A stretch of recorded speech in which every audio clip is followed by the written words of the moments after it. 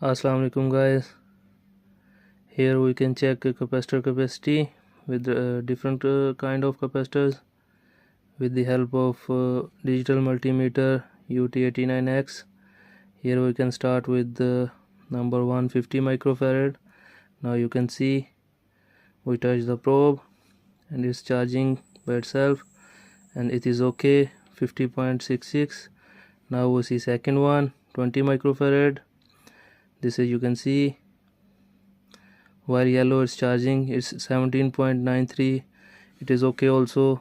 And this one is third one, 10 microfarad. Now you can see